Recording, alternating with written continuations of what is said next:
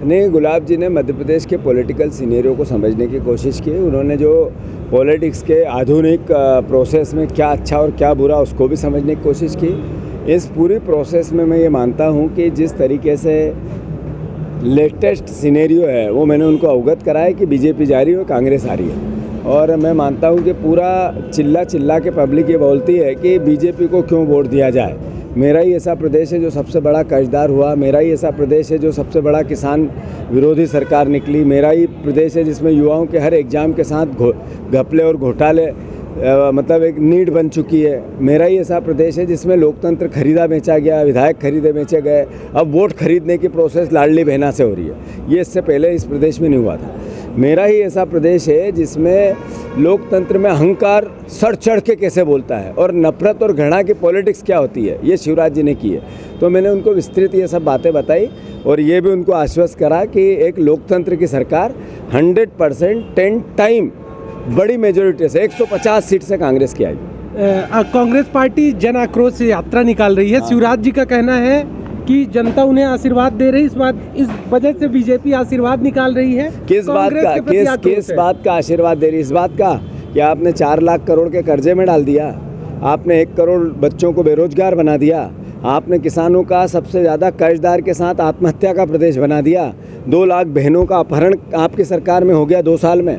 किस बात का आशीर्वाद मिला आपको? इस बात का कि सबसे ज़्यादा कुपोषित बच्चे हमारे हैं, सबसे ज़्यादा मातृ मृत्यु दर हमारी है, कि हमारा इस बात का आशीर्वाद मिले कि नरेंद्र मोदी और अमित शाह जी ने कहा एनसीआरबी के आंकड़ों में कि सबसे भ्रष्ट और सबसे निकृष्ट राज्य आपका है, इसलिए आशीर्वाद मिले।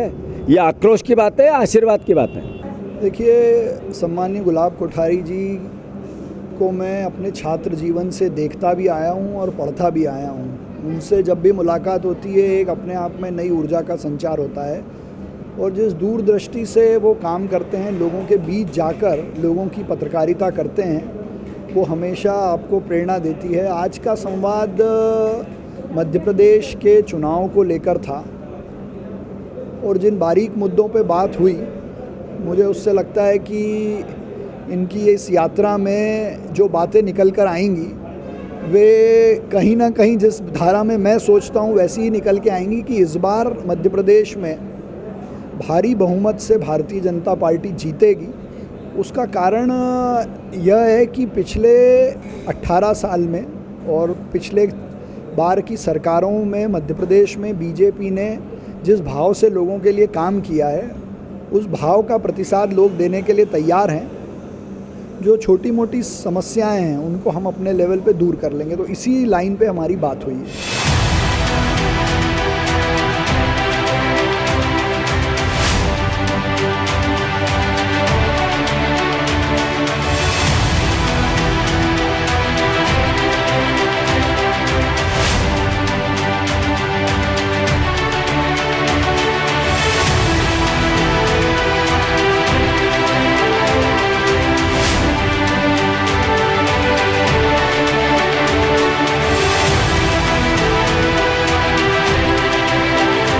पत्रिका जनगण मन यात्रा चल रही है, जहां प्रधान संपादक डॉक्टर गुलाब कोठारी जी निकले हैं इलेक्शंस के पहले देश की नब्ज़ टटोलने के लिए। इस वक्त मध्य प्रदेश में हैं और बहुत से जनप्रतिनिधियों से बात हो रही हैं। एक बहुत ही इंटरेस्टिंग शख्सियत मेरे साथ इस समय हैं जिनकी बात मैं आपसे कराना चाहूँगा। Ma'am please introduce yourself. नमस्कार, मैं डॉक्टर कुसुम पाटीदार, मैं ENT सर्जन हूँ। मैंने मेडिकल कॉलेज में एज एन फैकल्टी काम किया हुआ है। फिर चूँकि मेरा मन था कि मैं अपने एजुकेशन या अपने काम का एक्सपीरियंस लेने के बाद मैं अपने गांव में ही आऊं और अपने लोगों के बीच में काम करूं, तो कोविड के जस्ट पहले 2019 में मैं अपने गांव में शिफ्ट हुई और फिर यहाँ पे जर्नी मेरी स्टार्ट हुई। अपना एक प्राइवेट छोटा सा मेडिकल सेटअप है मेरा ENT, और बाकी मैं जो काम कर रही हूँ वो प्रिवेंटिव मेडिसिन पे ज़्यादा काम कर रही हूँ। मतलब बीमारियों को हम लोग होने के बाद ट्रीटमेंट देने की बजाय हम काफ़ी बीमारियों की रोकथाम कर सकते हैं। तो उस दिशा में आप मेडिकल फील्ड में काम करती हैं, और मेडिकल फील्ड में जो लोग भी काम करते हैं या किसी भी फील्ड में अगर कोई काम करता है, अगर बाहर जाने का कभी मौका मिलता है, विदेश में जाके काम करने का मौका मिलता है, तो कौन सोचता है वापस इंडिया आने की? आपने ऐसा क्यों सोचा and why did you come back? उसके पीछे एक लंबी स्टोरी है। एक्चुअली मेरे फादर टीचर थे और जीन्स टीचिंग के है मुझ में। तो मेरे फादर शुरू से गांव में रहे हुए हैं और गांव में उनका गांव से बड़ा अफेक्शन रहा है। तो उन्होंने मुझसे एक प्रॉमिस लिया था कि तुम दुनिया में पढ़ने के लिए कहीं भी चले जाओगे, लेकिन अपने नॉलेज का उपयोग तुम यहीं पे करोगे। तो उस तरीके से, और फिर चूँकि मैंने बोला ना, जैसे जेनेटिकली आपको कुछ चीज़ें मिलती है, तो आप उनका जैसा इंक्लिनेशन, आपके संस्कारों को नमन करता है सूफी। अभी यहाँ पर जनगणमन यात्रा चल रही है और प्रधान संपादक डॉक्टर गुलाब कोठारी जी आए हैं। आपके क्या विचार हैं इस जनगणमन यात्रा के बारे में? What are your feelings about this यात्रा? बीइंग अ डॉक्टर, जो मैं सोचती हूँ वो अभी ये है कि सरकार चाहे किसी की भी सरकार बने, हम लोग तो एक समाज के लिए काम करने वाले लोग हैं, समाज से हम जुड़े हुए रहते हैं। सरकार किसी की भी बने, लेकिन सरकार को जो बेसिक आज एक हर एक व्यक्ति, एक आम व्यक्ति जिन बेसिक चीज़ों को लेके और सफ़र कर रहा है, उन पे हर सरकार को ये फोकस तो करना पड़ेगा कि आपके क्षेत्र की सबसे बड़ी समस्याएं क्या हैं? हमारे क्षेत्र में चूँकि ये ट्राइबल एरिया है, तो ट्राइबल एरिया में जैसे मैंने बताया एक सिकल सेल एनीमिया करके प्रॉब्लम होता है, वो हमारे ट्राइब्स में ही होता है। तो सिकल सेल एनीमिया ये 100% हम लोग इसको बचाव कर सकते हैं, रोकथाम कर सकते हैं इस बीमारी को आगे बढ़ने से। तो हम उन लोगों को सिर्फ अवेयर कर सकते हैं कि 2 सिकल सेल ट्रेट जैसे हैं, तो उन दोनों की शादी नहीं हो। सिर्फ अगर इतनी चीज़ हो जाए कि उनका शादी के पहले एक बेसिक टेस्ट होता है ब्लड का, अगर वो हो जाता है और उस टेस्ट में अगर उनकी रिपोर्ट नेगेटिव आती है, तो उनकी शादी के लिए आराम से कुंडली मिल जाए। तो मेरा कहना ये है कि बजाय कुंडली मिलाने के हमको उनकी ये टेस्ट करवा के और ये ब्लड की कुंडली मिलाना चाहिए कि अगर उनमें दोनों में ट्रेट है और उनकी दोनों की शादी होगी तो 100% बच्चे में बीमारी पैदा होगी। Ma'am, you are somebody who has taken up this responsibility कि यार मेरी भी कुछ रिस्पॉन्सिबिलिटी बनती है, मुझे भी कुछ करना चाहिए अपने देश के लिए, जहाँ मैं पैदा हुई वहाँ के लिए कुछ करना चाहिए। बट आजकल के यंगस्टर्स को अगर देखें तो उनका ये सोच आ जाती है कि एक वोट से क्या होगा, मैं अगर वोट नहीं डालूंगा तो एक वोट से क्या नुकसान होगा। बहुत से यंगस्टर्स आपको देख रहे हैं, फर्स्ट टाइम वोटर्स, उनके लिए आप क्या कहना चाहेंगी? यंगस्टर्स के लिए आप क्या कहना चाहेंगी? जब तक हमारे एक वोट में बहुत ताकत होती है, हम चुनते हैं हमारे जनप्रतिनिधि, तो उस एक वोट में अगर एक वोट 100 जने सोचेंगे कि हम वोट देने से हमारे से क्या होगा, तो आप 100 वोट के, मैं तो बोलती हूँ एक वोट से भी जीत या हार होती है। तो आपका एक वोट बहुत मैटर करता है इस महासंग्राम में अपना योगदान देने के लिए, क्योंकि हमको आगे जो चीज़ें चाहिए वो हम जब सही जनप्रतिनिधि को चुन के, वो संसद हो या विधानसभा हो, सही जनप्रतिनिधि को चुन के वहाँ पे भेजेंगे तो हम उनसे सही चीज़ें डिमांड कर सकते हैं। तो उसमें मैं सोचती हूँ कि मतलब हर एक बच्चे को, जो अभी नया मतदाता जुड़ रहा है, 100% अपना मतदान आपको करना ही है, क्योंकि ये तो एक बड़ी आहुति है और इस महायज्ञ में हमको अपना योगदान देना है। और ये जब हम देंगे तो तब हम उम्मीद कर सकते हैं कि देश में जैसा हम चाहते हैं, देश को जिस रूप में देखना चाहते हैं, उस रूप में हम इस देश को देख पाएंगे।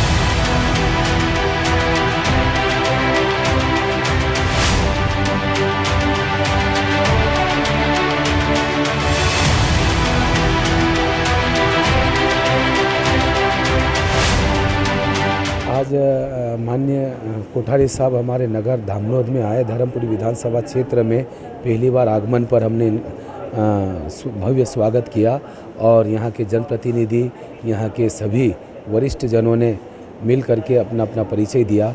मैंने भी अपना परिचय, और यहाँ इस क्षेत्र के विकास में क्या हुआ, सरकार क्या कर रही है, ये सारी गतिविधियों को हमने साहब को बताया कि इस वर्तमान सरकार में जो घोटाले हुए और जो इनकी नाकामी रही है वो भी बताया, क्योंकि यहाँ ट्राइबल बेल्ट में मध्य प्रदेश का कारम डैम घोटाला सबसे बड़ा घोटाला किया। उसके बारे में विस्तार से बताया कि उन आदिवासी किसानों को, जिन किसानों की ज़मीनें गई, उनको मुआवजा नहीं मिला आज तक। 1.5 से 2 लाख पर बीघा मात्र मुआवजा दिया, और आज भी वो जंगलों में अधूरा मुआवजा दिया, और आज भी वो जंगलों में पुराने 50 साल पहले जो आदिवासी निवास करते थे, ऐसे निवास करने के लिए मजबूर हो रहे हैं। थोड़ी छोटी टापरियाँ बना करके, वहाँ बिजली नहीं, पानी नहीं, रोड नहीं, स्कूल की सुविधा जो थी वो बच्चों की स्कूल भी तोड़ दी गई, स्वास्थ्य सेवाएं नहीं हैं, और अंधेरे में आज भी रह करके जानवरों से सामना करते हुए वो जीवन जी रहे हैं। उनके बच्चे स्कूल नहीं जा रहे हैं। अभी अब परसों 3 दिन पहले वहाँ बाढ़ की स्थिति बनी, और बाढ़ में भी जो भयंकर बाढ़ आने से उन किसानों की भी ज़मीनें गई जो उनसे नीचे रहते थे। इस प्रकार से जो सरकार को डैम बनाने के पूर्व जो सुविधा करना था किसानों को वो नहीं करी और ज़बरदस्ती सरकार के दबाव में उन्होंने अपनी ताकत दिखा करके उन किसानों को वहाँ से बेदखल करके हटाया। आज वो किसान कम से कम 550 परिवार बेघर हो गए हैं, आज भी परेशान हैं। इस प्रकार से यहाँ पर जो सरकार बोलती है पर करती नहीं है, इस प्रकार से काम चल रहा है।